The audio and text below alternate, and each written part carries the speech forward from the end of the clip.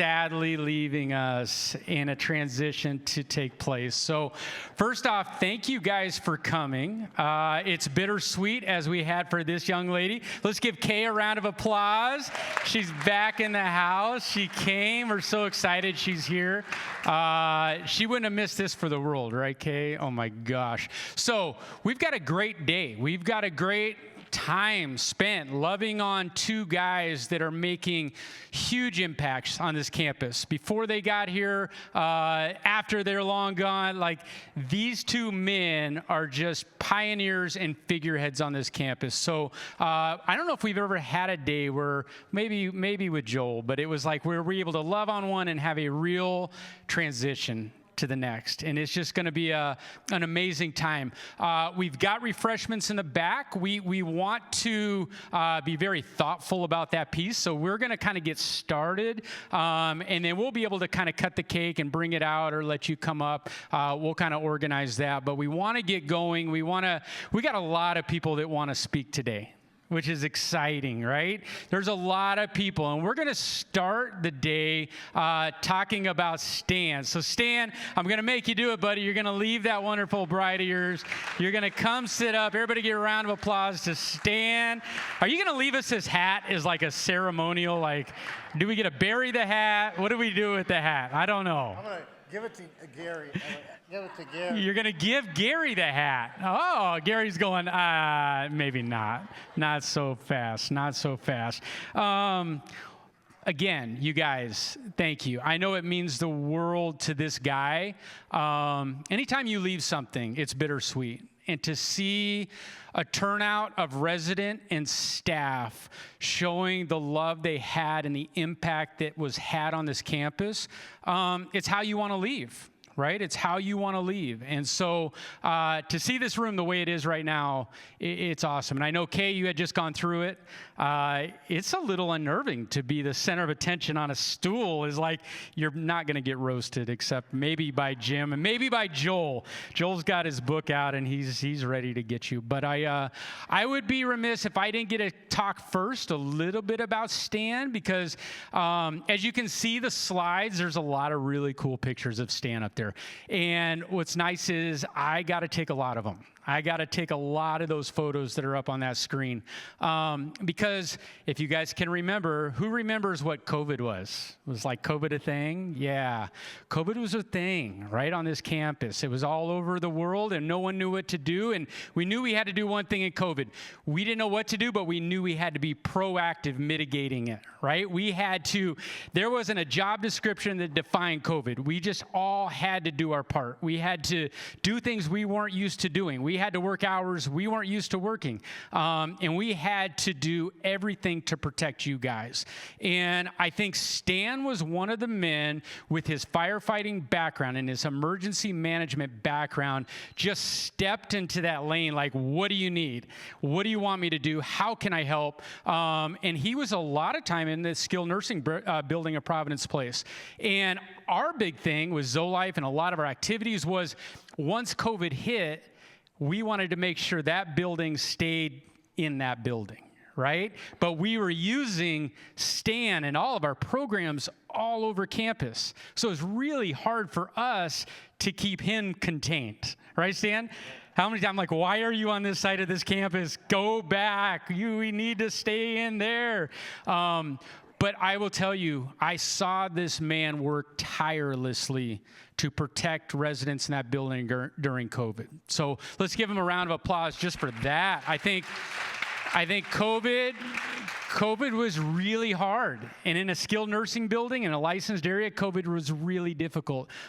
So I'm sure Stan will talk about that as a memory. There's some images right there in kind of our time. Yes, I would be remiss if I didn't talk about our ice cream cart that's right there.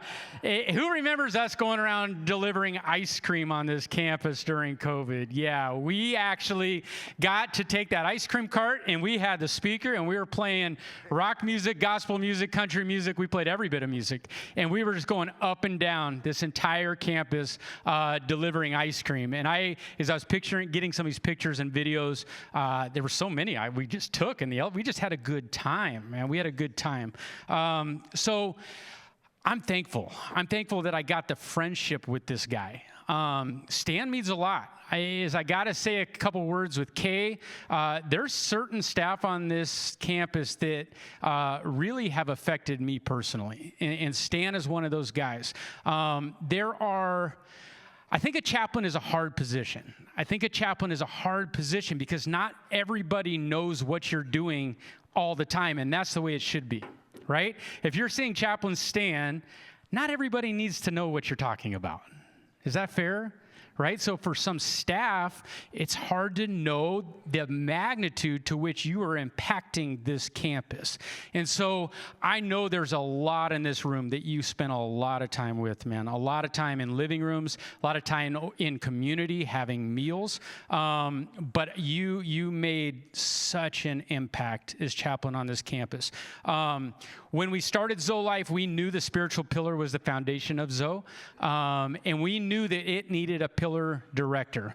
So Joel and Stan kind of tag teamed this a little bit, where Joel was running point on creating a lot of curriculum for the university, a lot of teaching. And then Stan's job was to create curriculum in Bible studies that was going to impact this campus. So I would say this: if you did a Bible study with Stan at any point, raise your hand. That's pretty special, right?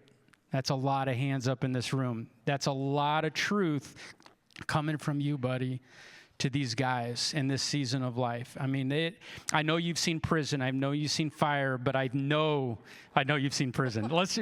Everybody knows that joke, so I don't need to re-say it. But it is true. I think senior living in this season of life, to be a chaplain, to be a pastor, to be a rabbi, to be anywhere where you have leadership, it's special. And I know as you implemented Bible studies in Zoe Life, whether it was for neuropathy or Parkinson's or stroke or anti-aging or whatever it was, if I said, Stan, we need a 7-week Bible study, you were so excited to do it. And that's half the battle. You guys, I will tell you, I have not seen too many people run Bible studies on this campus that put the effort into creating the PowerPoints and to create the actual curriculum, the amount of prayer that goes into presenting it. I couldn't just throw a Bible study at him 1 week before we started, right? That wouldn't work. He wanted to be prayed up. He wanted to figure out the topical points. He wanted to create curriculum that was going to make an impact for the season we were in. So it was very thought through and very prayed up. So Stan, Zoe Life, Glencroft Center for Modern Aging, it would not be where it is without your leadership in that spiritual pillar. And being a faith-based campus and having the resources from community of faith and from a chaplain on campus. John T. will testament, like, to have a senior living campus, have a church on its grounds and a chaplain on it, that's kind of not really heard of. Right? But we want to lean in on the fact we're a faith-based campus.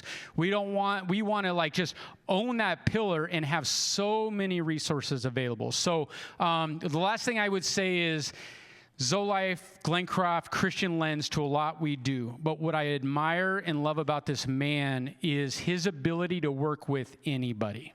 Right? Having that prison side, having the firefighting side, his ability to have conversation and articulate maybe different points of view, different backgrounds, but bringing resources to the residents, bringing means to work on that religious, spiritual pillar, even if there are some differences there. You were such a bit, he even told me, remind everybody to turn their cell phones off, and I forgot, Michael. That's all right. No shame, right? No condemnation. Yes. But anyway, you guys, don't forget the fact that this man right here with a Christian lens works with everybody on this campus. When you have 900 people on this campus, including 300 or 400 staff members, that's a lot of different mindsets. That's a lot of different seasons of life.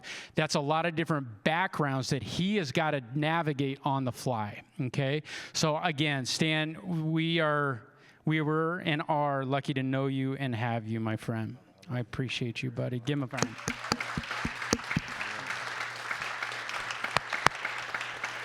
All right.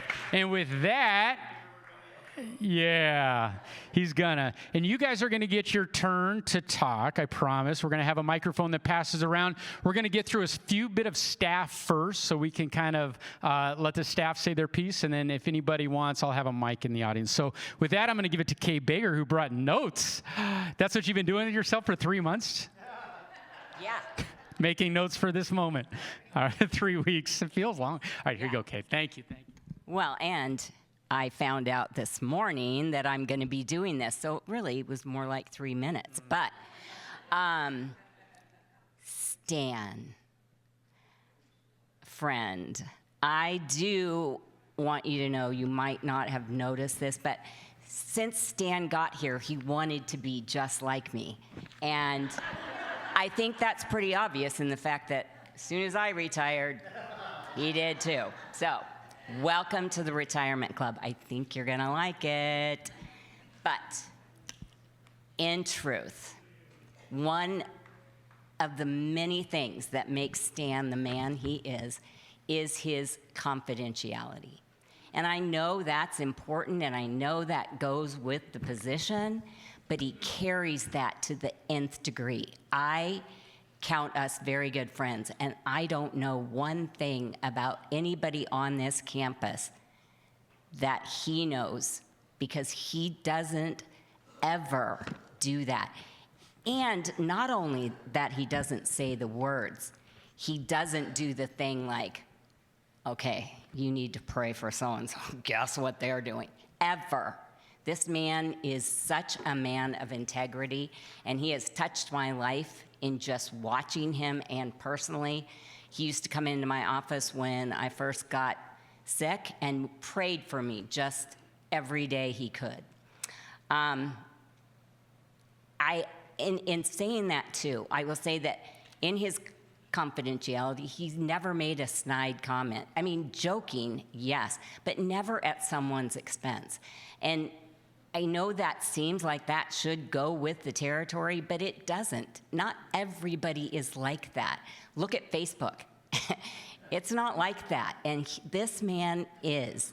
He holds truth to truth, and he doesn't have to elaborate or discriminate or talk badly of anybody to make him look good, because I know for a fact that Stan and Rose have dealt with a lot of pain in their life. They've had the deepest pain, in my opinion, pain of watching your kids be sick. And it was a struggle, many a day, to come to work because of what was lurking at home and in their lives. And yet, you wouldn't know it, except for the few of us that he shared that with so we could pray for him. He brought his best self to here every day. And it was just so evident to watch him as he would walk by and say the kindest things to someone and put them first and how are you, and I've been praying for you. And rarely, unless you knew him well, did you know what he was dealing with at home. And that's admirable too.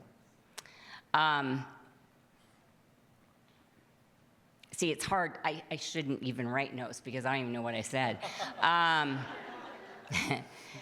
Oh, one thing that maybe only some of you know that I know. Stan played his first game of hangman here in this auditorium.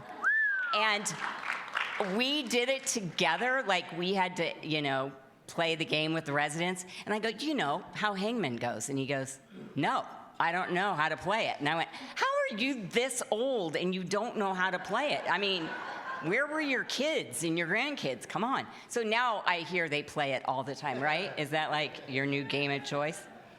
And I'm going to close with one of the nicest comments I heard said about Stan. Wait. The radio show. Oh. It was me and you. We did. Monday. We loved that. Monday when we filled you in on all the things you needed to know and sang. Oh, we sang. Oh, we were amazing. We should have put out an album, but I don't know that we had time. Anyway, one of the nicest things I've heard said about Stan that is so true, is that he loves people right where they are. He accepts people right where they are. You don't have to be a born-again Christian for this man to love you, to pray for you, to encourage you, to let you be you. And that's huge, because I don't think people come, we know that you are a Christian, but I don't think people come to Christianity because you leave them out or you beat them up or you tell them they're wrong. How you do that is that you embrace people and you love them where they are. You give them the freedom to be who they are and to say what's inside of them. And you live out your life the best you can and have your light shine, which he does. So, to my light shining friend, I am so happy for the next chapter, because, I just spent 3 weeks traveling, if you want to hear about that. I brought a slideshow. But it is a great way to live life. So.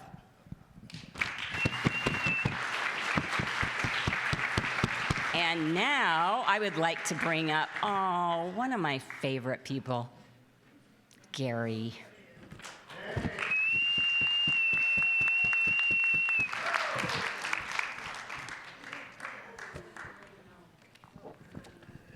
You said I have an hour and a half, right? Hour and a half. He's already got it. He's already got it. Stan, my chaplain,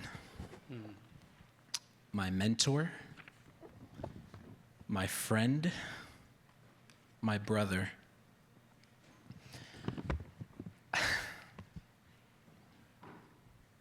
I'm just thankful to God to have the experience, to have friendship, to have relationship with you. I'm thankful to have learned so much from you, to share laughs in your office, like Rachel. Oh my gosh, don't ask, please. I'm also thankful that I can be real with you, to let you know the parts of me that I can't let other people know about, and that you still show me God's love and grace. Not once have you changed towards me. And I just want you to know that I appreciate you for that.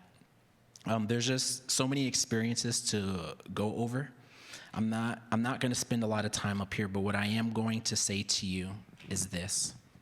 This is a wonderful occasion for you, but this is not your reward. Yes, this is a great acknowledgement, but God has so much more and so much better for you. So we're going to go into our sermon now. No. So first, Luke 6:35. But love your enemies and do good and lend, expecting nothing in return. Then your reward will be great, and you will be sons of the Most High. Be compassionate, just as your Father is compassionate to you. I've seen you pour yourself out. I've seen what that has done to you and the toll that it takes on you. And I see how you have not let that be a complaint. Even in private, it has been a joy for you to do everything that you have done in the Lord.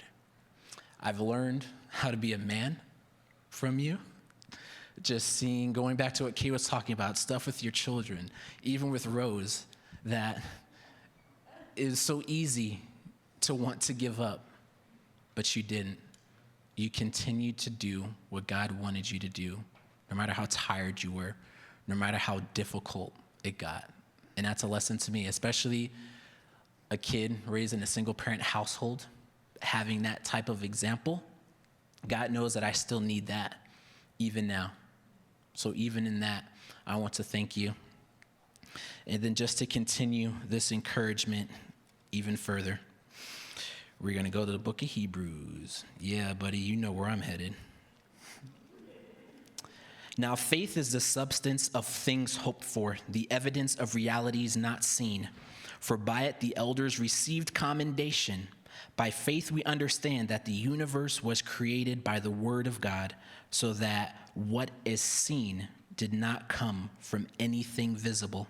And then we read about the faith of Abel and Enoch and Noah and Abraham and then Sarah. And then we come here to this part, knowing too that also you've had dreams for this campus that have not yet been fulfilled, but yet you have still faithfully done what God has called you to do. These all died in faith without receiving the things promised, but they saw them and welcomed them from afar, and they confessed that they were strangers and sojourners on the earth. For those who say such things make it clear they are seeking a homeland. If indeed they had been thinking about where they had come from, they would have the opportunity to return. But as it is, they yearn for a better land, that is a heavenly one.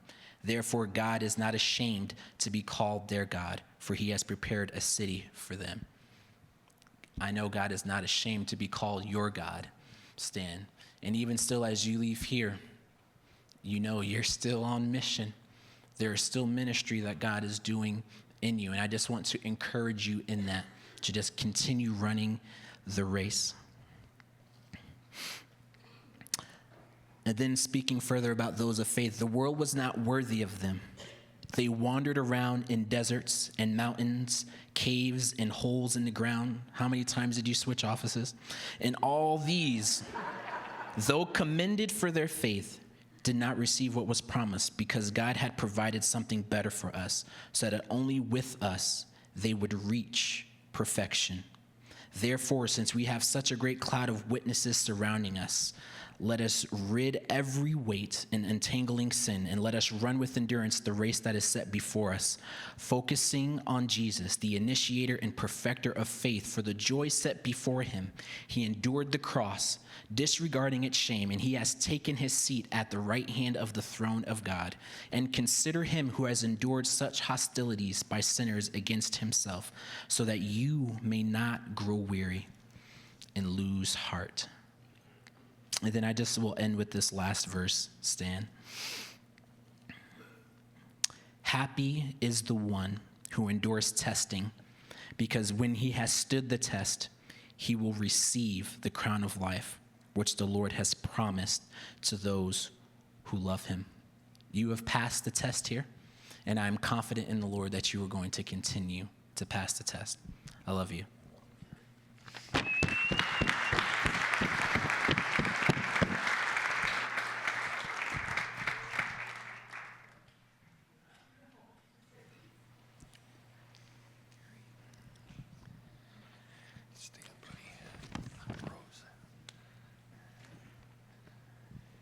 For those of you who've moved into the campus recently, I was the pastor of the Community of Faith for 10 years here.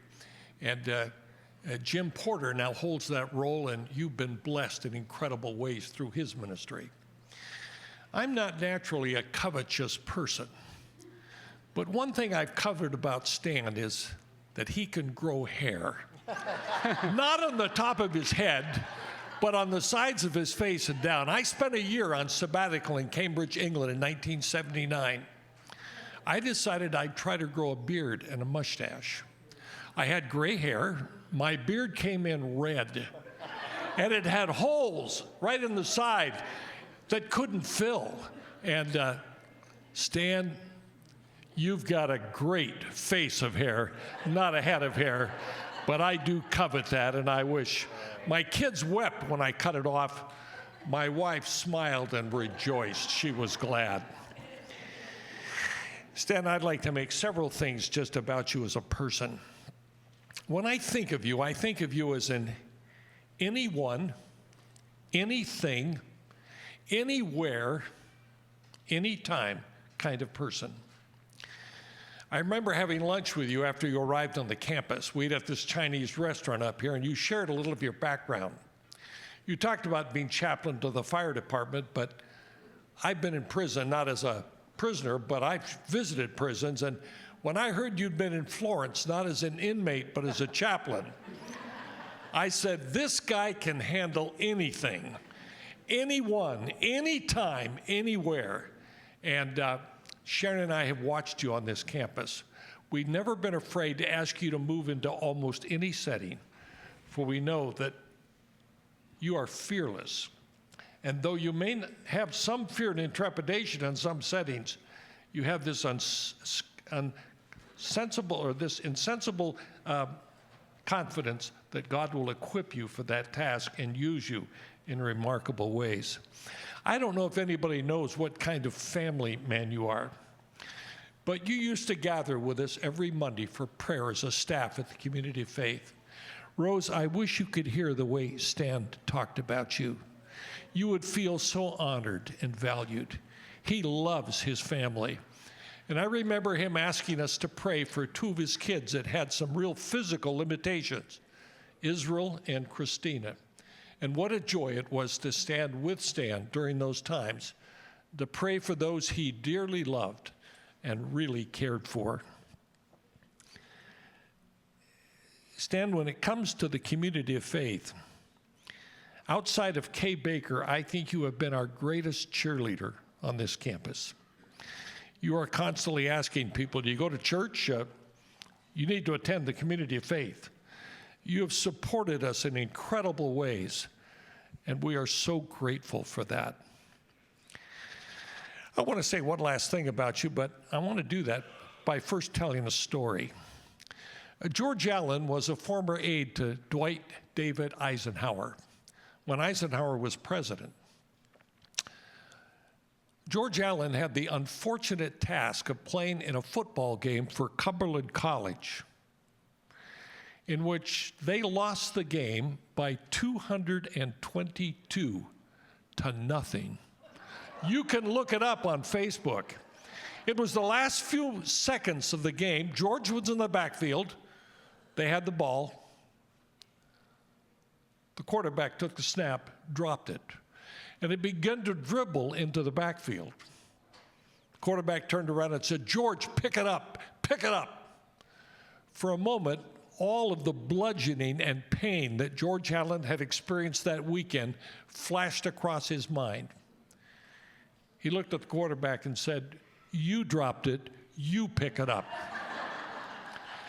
That's not Stan Florez. He seizes the initiative.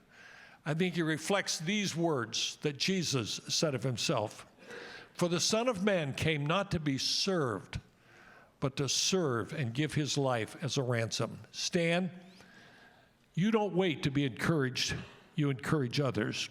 You don't wait to be loved, you love. You don't wait to be prayed for, you pray for others and lift them into our Father's presence. I want to just paraphrase a little of the text from Philippians 1, and I hope that I speak for all of us when I share these words. Stan, every time we think of you, we give thanks to God for you. Whenever we pray, we make our requests with joy, knowing that you have partnered with us in sharing the good news of Jesus across our campus from the moment we met you until now. And we are certain that God, who began his good work in you, will perform it until it is finally complete on the day when Christ Jesus returns. Stan, it's right for us to feel this way about you, for you have carved out a special place in our hearts.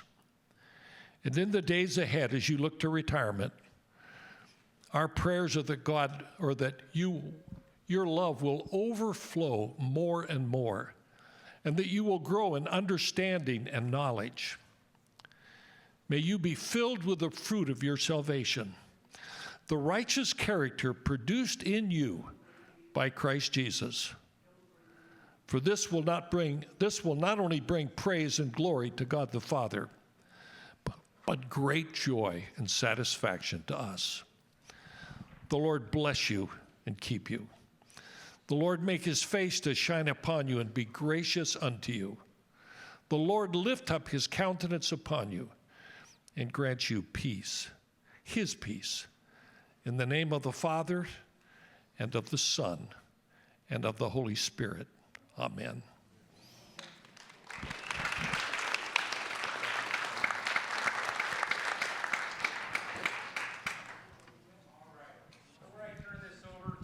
Any residents, that I know there's a lot that want to talk, is there any other staff that are in here that want to speak any words? Here, I'll take. All right, John T., here you go. Sorry, Joel. I had a little preparation time, and I was told it was a roast. So let's do that. So Stan, I met you when I first came here within the first week, and I have to say, I knew the heart of the community by talking to you, and so I appreciate that. You exhibited all of the traits that we look for in all of our new hires, and so I certainly appreciate that opportunity. Now, that was a nice thing I'm saying about you. I'm a little bit jealous of him, too, mainly because of the beard. You see, I can't get one that long, but if you look at the earlier pictures, it's a little closer to his face, right? It's grown a little bit long in the last 5 years, and I still think he colors it. Don't you? And I think he's got it almost right, except for it's not parted in the middle. And if he turns his head upside down, he'll kind of look like Don King, right? So I look up at you both as Don King and as Stan. And we really appreciate what you've done for our residents, and particularly for the Zoe Life program. Having the spiritual pillar is very important. And as I talked to Kay and I talked to Steve, and as I learned a little bit about Glencroft and what makes us special, it was part of the Zoe Life program to have a religious pillar. And you leading that and you teaching those classes has been invaluable to us. And I also know that the confidentiality thing that was said earlier, that's true. I've tried to get a lot of dirt out of him. He hasn't said anything about any of you. And I've tried, trust me. I say, what's the secret today? And he says, don't know, So it is very true, and that is, for me, one of our biggest pillars. So we have these things called guiding beliefs that are kind of like our values, and the organization has it. Our number one guiding belief is actually integrity. And so Stan exhibits that every day, not only in his confidentiality, but in his work. And so I thank you for that. And I know, because I retired for 2 years, you're going to be back to your mission soon. It might be something new, it might be something different, but you're going to go back and continue your work. I know that you have the energy and the time and the drive to do that. Now, you may, at your next job, end up with a little gray beard, so you don't have to color it anymore, but that's okay. I do appreciate that, and I also appreciate the fact that he's one of a handful of men here that don't really have anything on top. So we're glad for him to be part of the Bald Men Club here, and we're going to miss you for that as well. I really just want to say that Stan has been a great leader and a great service member to all of our staff and all of our residents. And I know a lot of residents know it because you see Stan, he comes to all the events, he comes to all our community events, he leads the Bible study, which I had the honor of sitting in when I first came here as well. And he does that all exceptionally well. What you may not know is that he also ministers to our staff. And we have staff, just like residents, that have crisis from time to time in their families, and things happen. We all have families, and we know that things happen.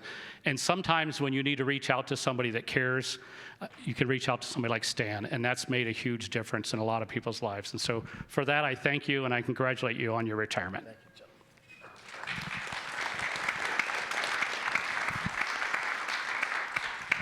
All right, I think it's time. Okay, Sophia, come on up, Sophia. You're going to stand next to the man. There you go.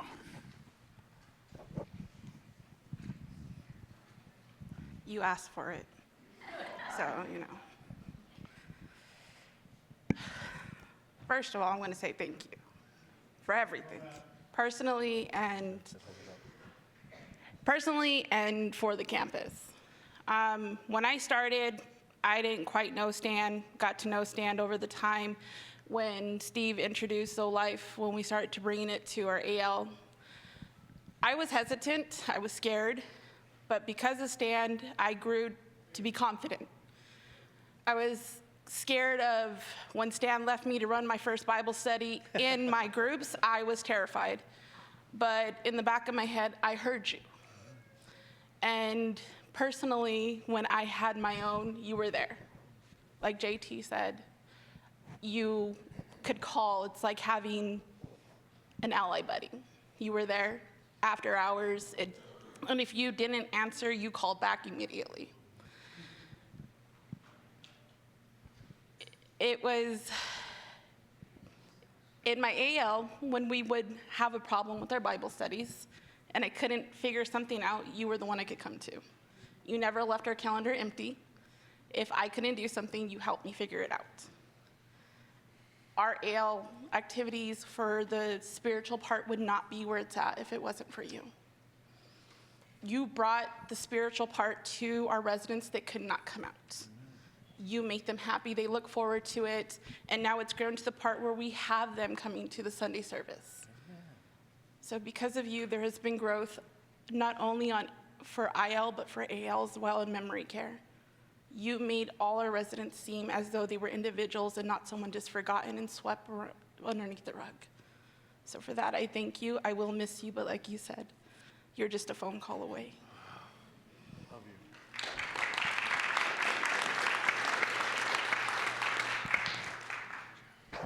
They'll take it to you so that you'll. Yep.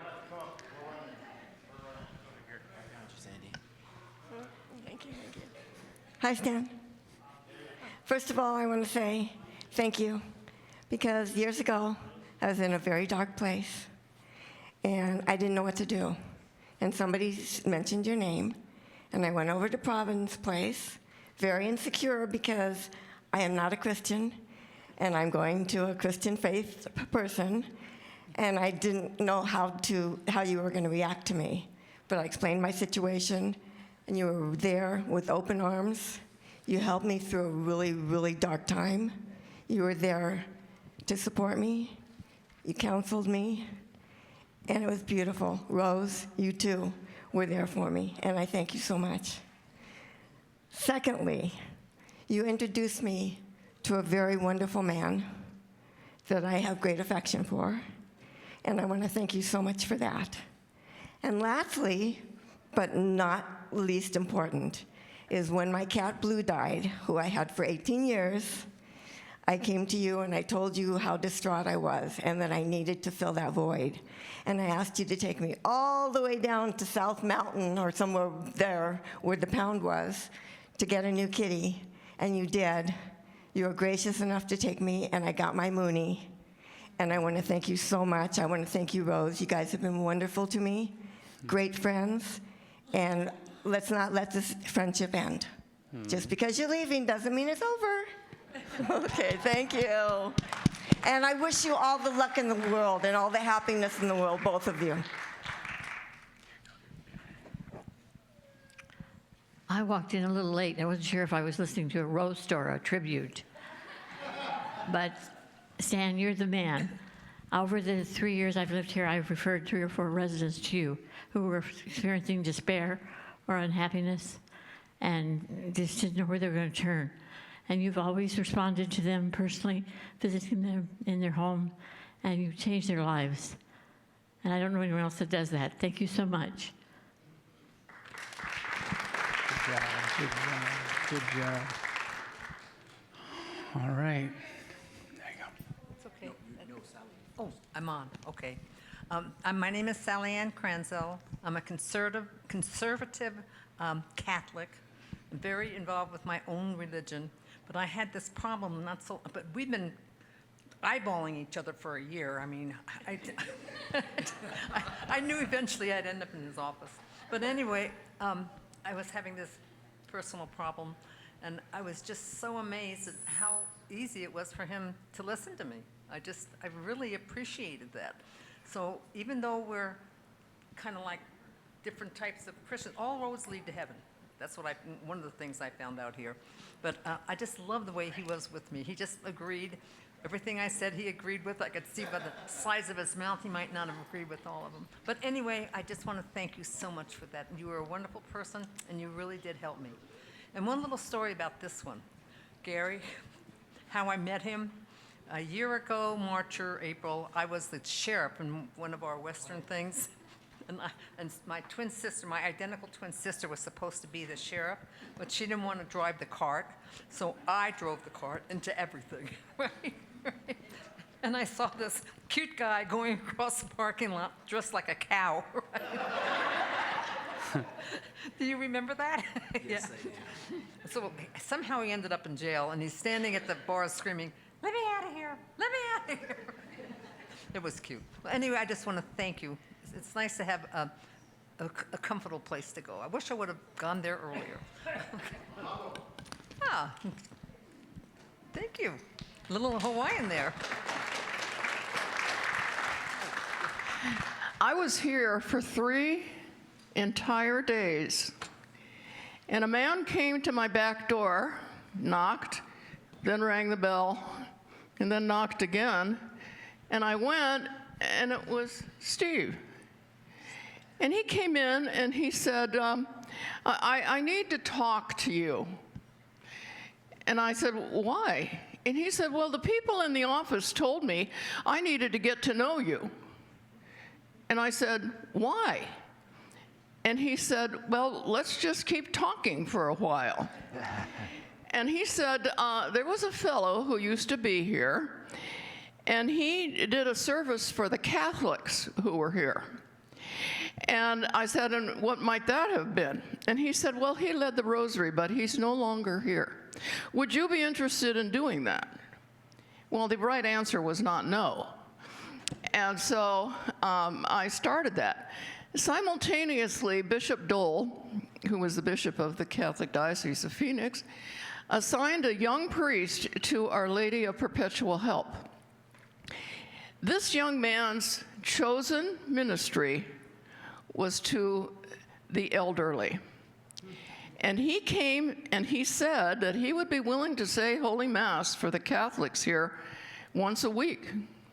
And so he was here. He comes every Monday, unless the bishop has something else for him to do. But he comes on Monday and says Holy Mass for the Catholics that are here.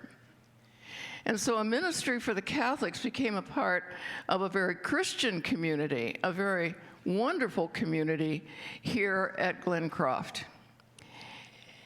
I would like to invite any of you and all of you to join us on Monday morning at 10 o'clock when we say the Rosary, and then it's followed by Holy Mass. And for those of you who cannot, for whatever reason, get to Holy Mass at a church, he has arranged with our bishop to be able to use that particular Monday morning Mass to replace the Sunday Mass for the Catholics who are here. I want to thank Stan, because he was the fellow that initiated this. He has supported me in every way, every possibility, and he loves all of us, all of us. So thank you very much, Steve, for putting me in a situation where I can continue my ministries, my personal ministries, for the honor and glory of God.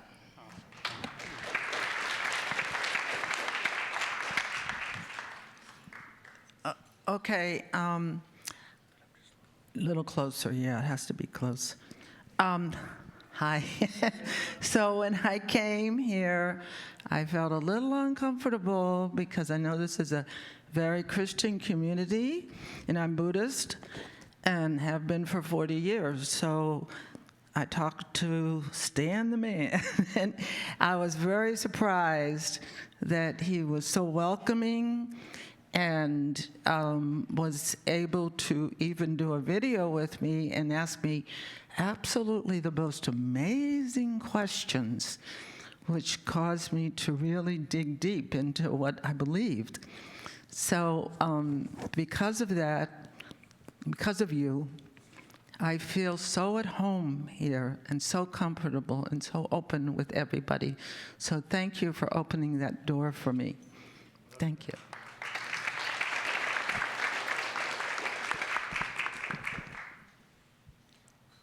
I'm Sharon Blackburn, and when I first started to move here, one of my best friends said, "Oh, my best friend, one of my best friends, the guy that I grew up with, Stan, is the pastor there. I mean, what are you? the chaplain here." So when I moved here, then before I had a chance to go meet him and check him out, he came to my house. And he visited with me, and we've just been good friends, and I just appreciate him as a person. I appreciate him as his ministry has been so wonderful here, and we're going to miss you.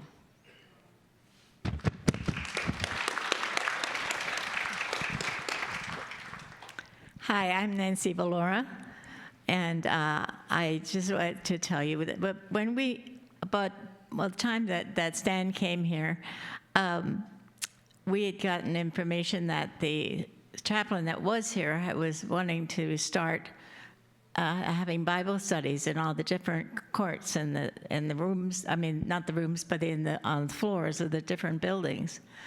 And we managed to get that going in Court 8. And Stan got us all the material, and we went from house to house and had our different times of Bible study. And Stan would come, but we didn't have to worry about him taking over the class, because I think he wanted to relax, actually. And that was a place he could do it. And he just came. I mean, if we needed help to figure something out, he helped us. But other than that, he just sat there and was part of that.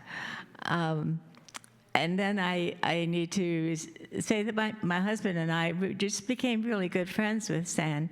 And Rosa, it's great to see you. I wanted to see you at Hal's service, but somehow I missed getting to talk to you. Because Rose and Stan went ahead and had a video program on Channel 4. And it was really great to have her participate in it also.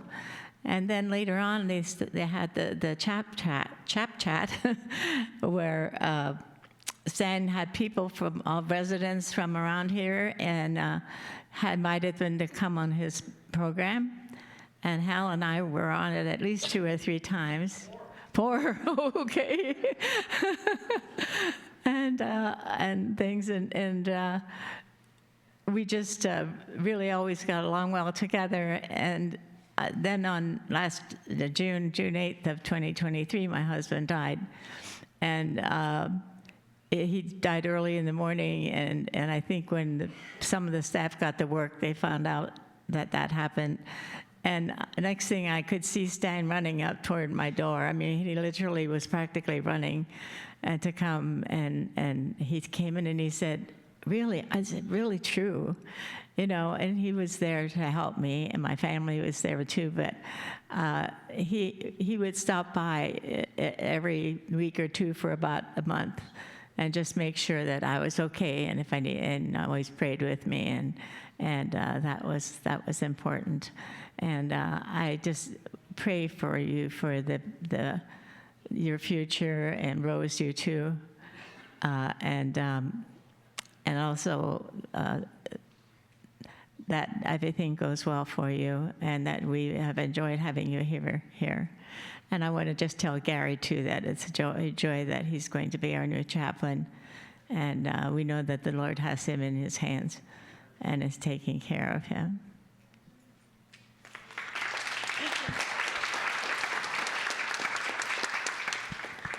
Hi, I'm Beverly Wilson, and I'm fairly new to Glencroft. I came here July last year. And so I wasn't really familiar with who did what or wherever. So I kind of tried to keep to myself so I could be respectful to everyone.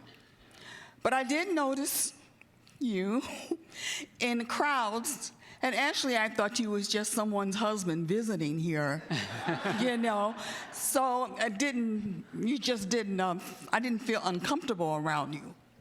But I remember I was at an event, I think it might have been one of our town hall meetings or whatever, and so they asked for prayer for the residents that were here. And then all of a sudden, I saw you going up to the microphone. I'm going like, oh no, you shouldn't be going up there. And I'm telling you, he gave this prayer that just blew me away. It was so uplifting. It was at a time that I needed. And sometimes I think that some of the prayers that you give, people probably think you're directing it directly to them. And that really tells a lot about you. You can feel people and you know what their needs are. So with that, I am very sad and unhappy that you're leaving.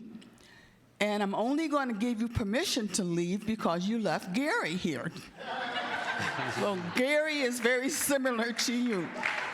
So with that, I give you my permission and my love. Thank you.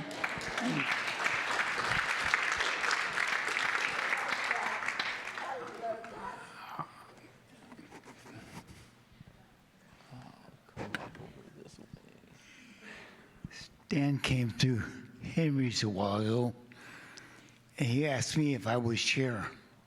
You may be sorry. Stan had me on Chat a couple of times. I remember one time he introduced us to salt and pepper. And I accused him of dyeing his beard. Well, Stan, as you retire, let it go back to natural color. Can't do anything about the head. If I could, I'd do it by my own. But I pray that the Lord will bless you in your retirement. He's got great things for all of us to do. We don't really retire, but God opens different doors. Walk boldly through the door He's opened. God bless you, brother.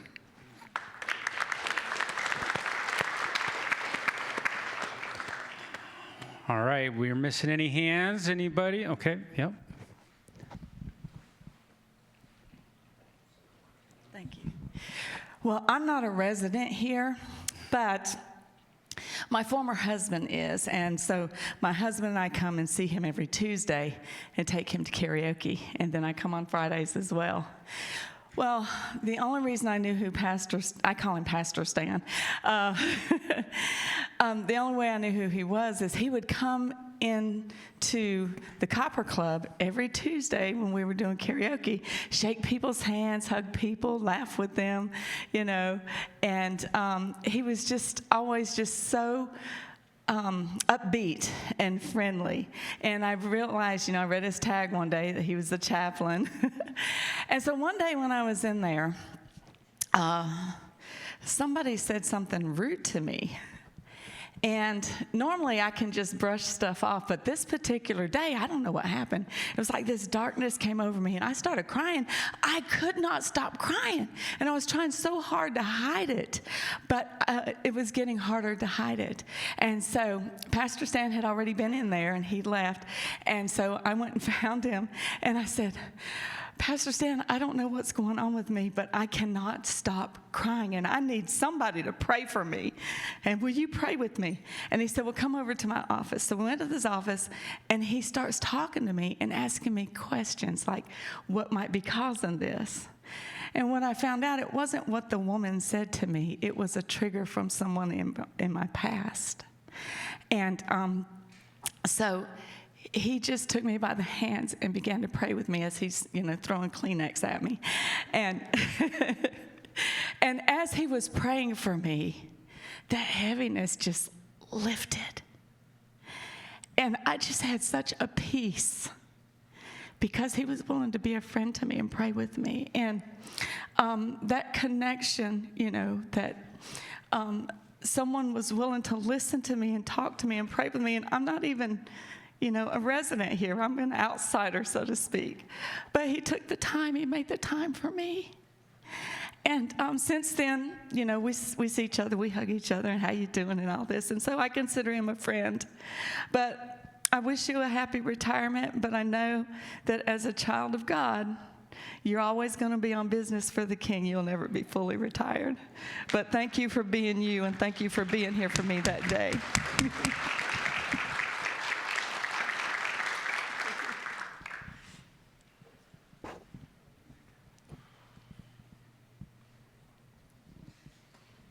Hi, my name is Tom Cunningham, and I'm not a resident here, but my parents were. And that's how we got connected with the church when Joel was pastoring, had just started pastoring. My mom and dad had moved here. And they've both gone on to glory, but we hung around the church quite a bit. My wife ended up working here, and I had various activities. And one of the things that Stan was educating me in the ways of being a chaplain. And I remember MOP, Ministry of Presence, since I don't know how many times I've used that on people and talked to people about that. And do you remember going out to the Veterans Cemetery? Yes.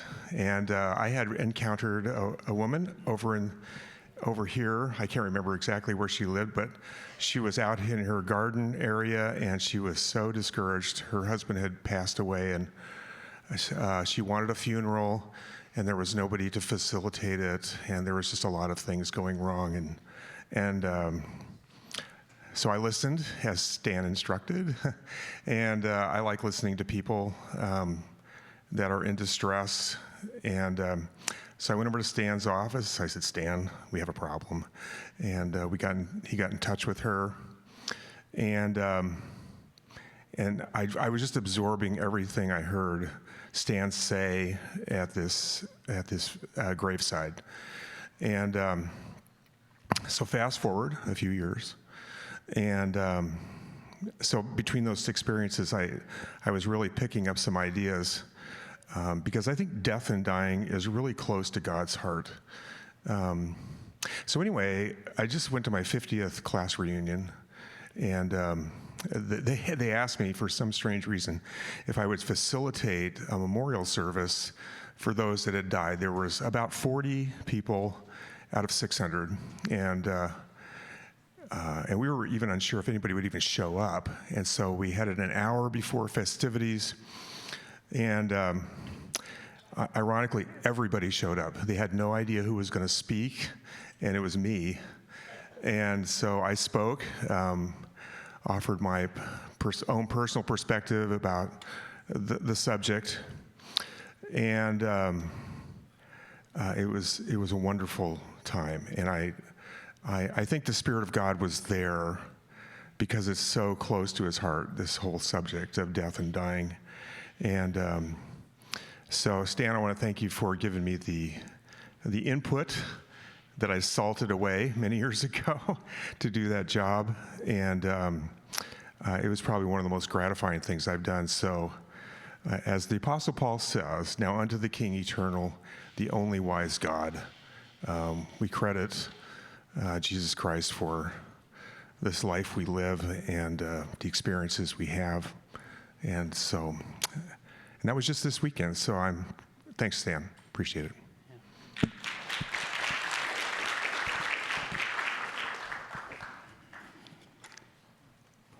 Okay, you guys, thank you for all of that. What we want to do next is transition to a little time of celebration formally. Glencroft put together a nice plaque for Stan to have on your wall of your radio show, which I'm sure you're going to be excited to tell of us all about your next steps. But Stan, for real, 5 years goes fast. And we couldn't have done the last 5 years without you. So if we can all give him one more round of applause for his 5 years of dedication from the staff, from John T., everybody, buddy. We're extremely, extremely thankful. And then I'm going to turn the mic over to you, my friend. Well, with all the love shown here today, I take back my retirement. Give me back. I'm going to come back. How can you leave this? How can you leave this? But seriously speaking, this has really been a deeply rewarding opportunity for me to get to know you, to work with you. I believe that I have gained more family and friends because of you. I do value each and every one of you. I do because Jesus didn't give up on me, and I said I would never give up on anybody else. And so the time of leaving, I know it's the right time. To be quite frank with you, you can ask my wife. I've been working now since we left the chaplaincy in the fire department in Washington State, as well as being my pastorate there for 30 years, starting a church. moved to Arizona. I wanted to retire then. I really wanted to focus on my kids, especially my daughter who was sick. We had no clue what was going to happen. And I said, you know what, I'm done. I'm done helping all these families, and now I want to focus on my family. But when I saw that God was allowing her to get better, she's not well, but better, and continue on, I said, well, I guess I'm going to go back to work. And I knew that he called me, and I ended up 2 years in prison. Last time I'm using that joke. Okay, 2 years as a chaplain there. But then what happened is this: when we ended up selling our property and we wanted to buy our own home finally, because Rose was living with her, I was living in prison. Well, just kidding. All right, that's the last time. Last time, I promise. Okay, I was living in Florence. I turned around and I said this. I said, well, you know, we need to buy a home near our daughter so we could be there for her. So I started looking for another chaplaincy job. I ended up finding a article in the newspaper saying that they were looking for a chaplain for Glencroft.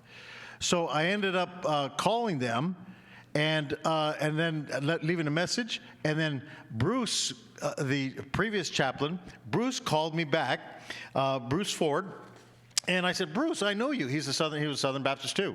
He said, hey, Stan, how you doing? I said, good. I said, I'm interested about that chaplaincy job. I hear you're the chaplain. He says, you're the previous chaplain. And he said, yes, but I'm leaving now, and they want me to try to help look for another chaplain. And I said, well, tell me a little about the job. And they go, well, it's no longer available. It's no longer available. It closed at such and such a time. But Stan, I would call just to let them know that you're still interested. See what happens. Pray about it and see what happens. So I called and I got a hold of Tommy. Tommy turned around and said, hey, Stan, sorry, we already have 5 candidates that are going to come out on Friday, and they're going to interview for that chaplaincy role. And so we thank you for your interest. I said, Tommy, I didn't even know Tommy, okay? I said, Tommy, can I just share with you why I think I'm the one for that job? He goes, I think out of humor. Yeah, sure, go ahead, Stan. So I shared with him why I felt I was the right person. Specifically, I believe that God was calling me, but I didn't tell him that. But I was telling him why I thought I was the right person. He said, well, you know what, Stan? He said, you got my attention. There's actually 4 people coming out on Friday. We just haven't confirmed the 5th. If they don't show up, we'll give you a call. I said, sure, great. Hung up the phone. Half hour later, he calls me back and he says, Stan, even if he does show up, I think you're very interesting, and I talked to the CEO, and we'll give you an interview on Monday after they got the other ones, okay? And so I said, great, sure. And then all of a sudden, when I came here and I met with JW, I met with Scott. He was right there in the interview. And they asked me why I felt qualified for this position. And before you knew it, they said, you're the guy.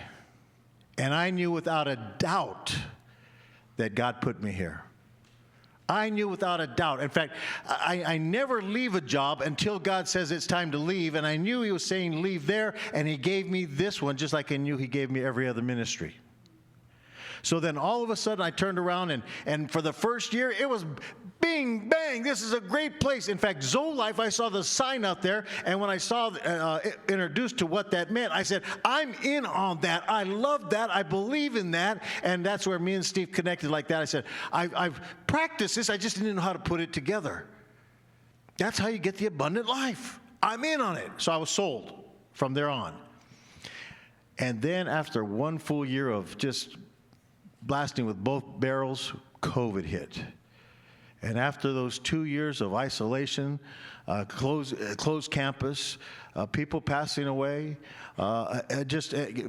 staff not knowing what to do, whether they should stay or whether they should leave or whether they should quit, because what kind of disease can happen to this? And sharing with them, look, I can't tell you what to do, but I'm going to support you with whatever decision you make. All I know is this, is God called me here, and I'm not leaving until he tells me to leave.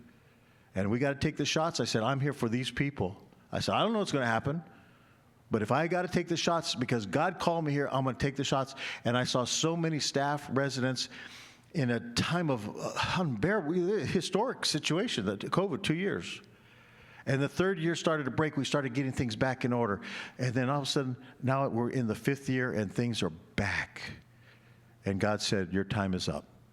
You're done here. You finished what I called you to do. But I want you to know is every one of you have made an impact in my life. I love you. And I was looking at you out in the audience, and I'm doing my best not to cry or tear up. I saw when I first started, that's how I came in with a beard like that, okay?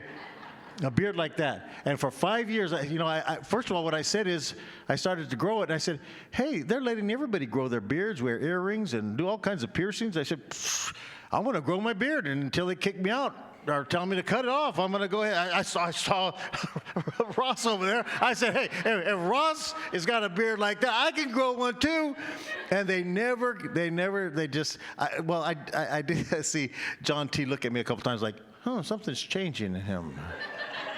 I don't know if this is good or not, but it's like putting a frog in a pan of water.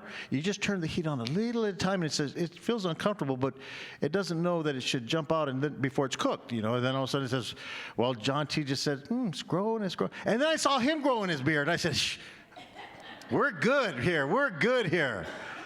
So anyways, I just want to say this. I'm leaving with a treasure in my heart because of everything that they've given me the opportunity to do here. The people that I got to know. I believe you will always be my friends, family, and I love you. I love you. It's hard to leave. And so they keep asking me, well, what are you going to do now? I said, I'm going to spoil my grandchildren even worse. I'm going to spoil my kids even worse, and I'm going to love my wife. And hallelujah. Hallelujah. And you know what she says? She says, you're going to be around here all day now. I'm going to say, why don't you go to work? Why don't you go do something? You're bothering me. Okay. Anyways, we love you. I love you. And this is a wonderful place to work. So we have a song as we're going to move on to our next transition, of which I am so blessed to be able to install Gary as the new associate chaplain of Glencroft. So we're going to have a song, right? Okay.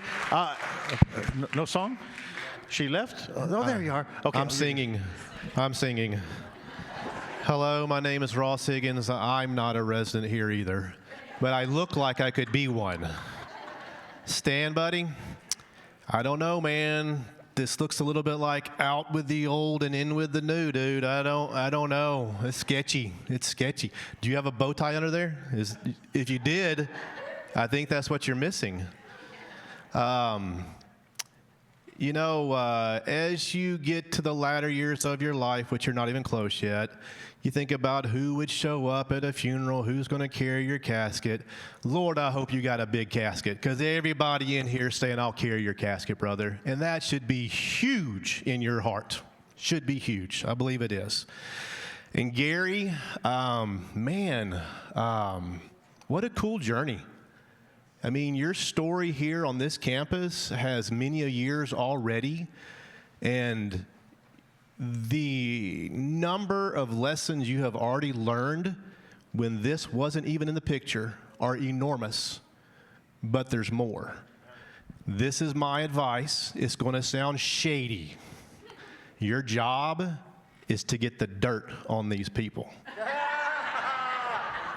I said it's going to sound shady because that's the very thing that he has done. Listen. The dirt I speak of lives on the bottom of the shoes. The dirt on the bottom of the shoes comes from the journeys the people have been on.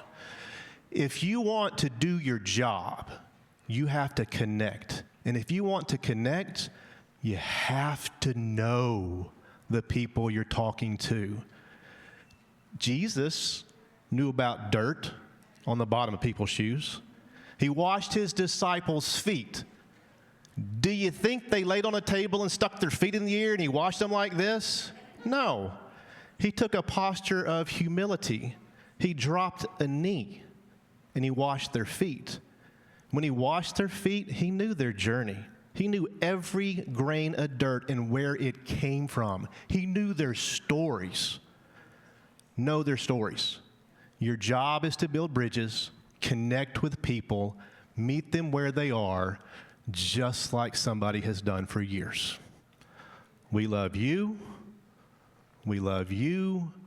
And you guys, if you don't realize it, you truly have had and still have the best.